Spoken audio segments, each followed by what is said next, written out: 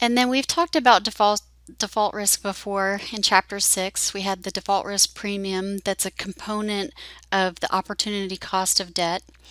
So default risk is just the risk that the company will go bankrupt, and the types of ratings that a bond gets depends on its financial strength.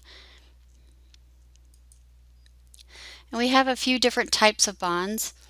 Mortgage bonds, obviously with the name, they have to do with mortgages. And debentures are just the regular type of bond that most companies issue.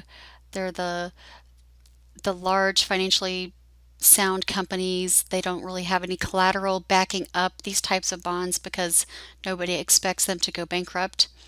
Subordinated debentures just means that they are below the priority to debenture bonds. So, in the event that there was a bankruptcy, the debentures would get paid back first if they could, and then the subordinated debentures would get paid back second.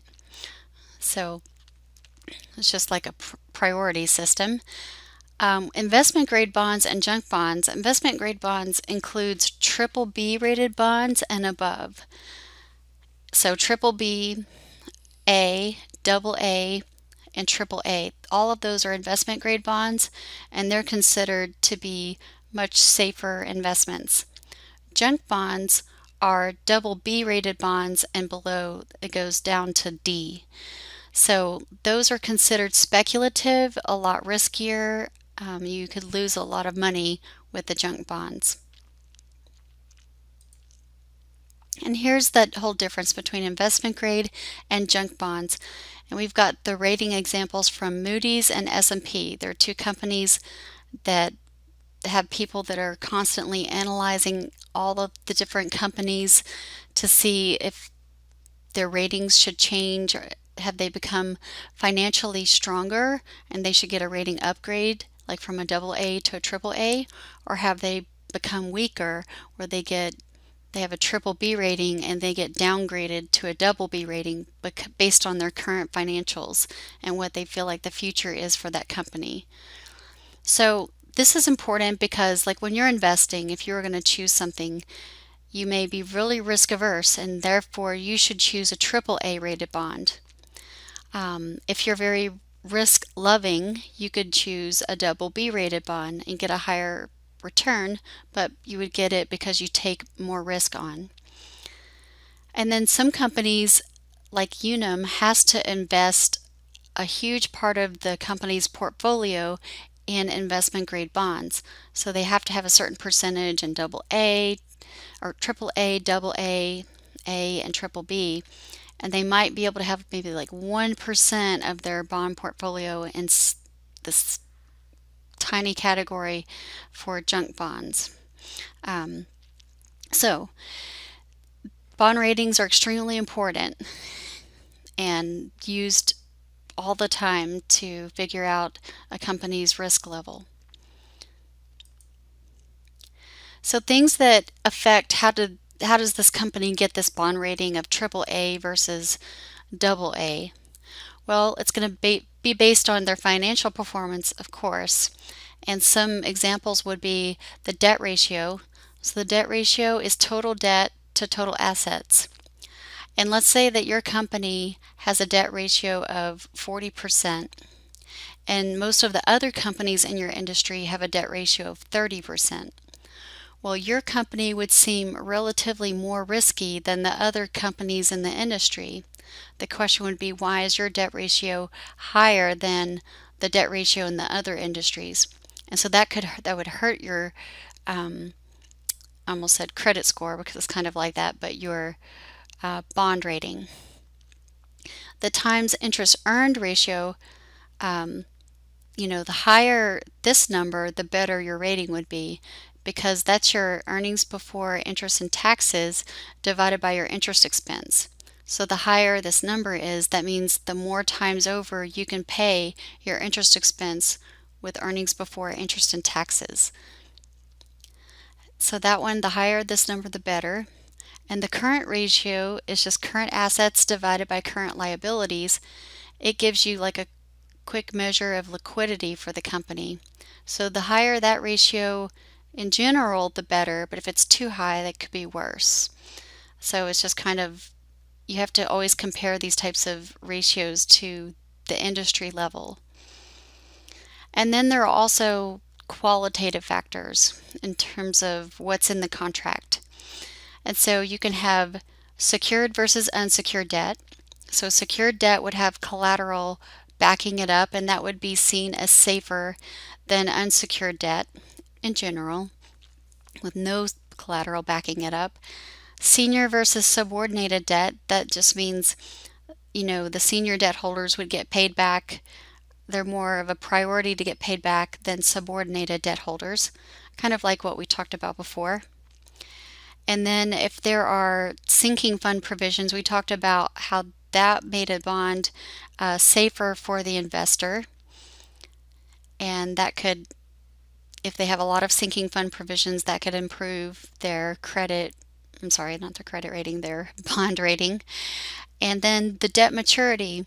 A shorter term bond would be less risky than a longer term bond, because really long term bonds, the company may not be in existence in 30 years. So all of those factors kind of go into these bond ratings that you end up seeing. And then there are these other random qualitative factors, and that just is really based on things like, well, do you have stable earnings as a company, or do your earnings go up and down a lot, like negative to positive? That would cause you to have a lower debt or bond rating if your earnings were not stable. If you're in a regulated environment, then that could affect your bond rating. Some companies like telecommunications are regulated on what they can charge consumers for their products. And then if you are in something like the oil industry where they are, drilling wells, and then they have like an oil spill like BP did, that can affect the company's future ability to pay their debt down, and so this would affect their debt rating. It could change it where they get downgraded if they end up having an accident, or if you're making any kind of product, maybe some kind of drug like pharmaceutical drug that could hurt people, that that would cause you to that would cause a downgrade in your rating if they start seeing that you are causing harm to people out in the marketplace. And then we've got pension liabilities. Does the company, have they committed too much in terms of the pension plans that they have? Or if they have a situation where they rely on labor, like it could be the people that are picking strawberries, and then decide to go on a strike because they're not getting paid a lot, and that happened recently with like Driscoll, and then there were no strawberries that you could buy at the grocery store, which was very disappointing. But if you have, operating in other countries and then people start getting mad because they're not getting paid enough, those are problems that all go into the probability that the firm could end up being closer to default than people originally thought that they were. And then we get to bankruptcy. So when a business becomes insolvent, that means it does not have enough cash to meet scheduled interest and principal payments. And this is very bad because a decision must then be made whether to dissolve the firm through liquidation or to permit it to reorganize and stay alive as a company. So the decision to force a firm to liquidate or to permit it to reorganize depends on whether the value of the reorganized firm is likely to be greater than the value of the firm's assets if they were sold off piecemeal. In a reorganization, a committee of unsecured creditors is appointed by the court to negotiate with management on the terms of a potential reorganization. The reorganization plan may call for a restructuring of the firm's debt, in which case the interest rate may be reduced. Um, the term to maturity could be lengthened, or some of the debt may be exchanged for equity. The point of the restructuring is to reduce the financial charges to a level that the firm's cash flows can support. So if the firm is deemed to be too far gone to be saved, it will be liquidated, and the priority of claims are as follows here. So the first people that get paid to the last people who get paid. And usually I would say 1 through 4 might get paid in a good scenario, and then these other people don't get paid at all. So that's why you see when companies go bankrupt, people had common stock, they lose all their money.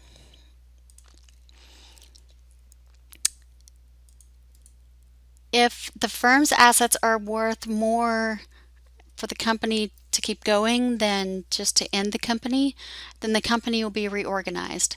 Its bondholders, however, would expect to take a hit. So they would not expect to receive all their promised payments. But then if the firm is just too far gone to be saved, it will be liquidated. And that is the end of the Chapter 7 PowerPoint presentation.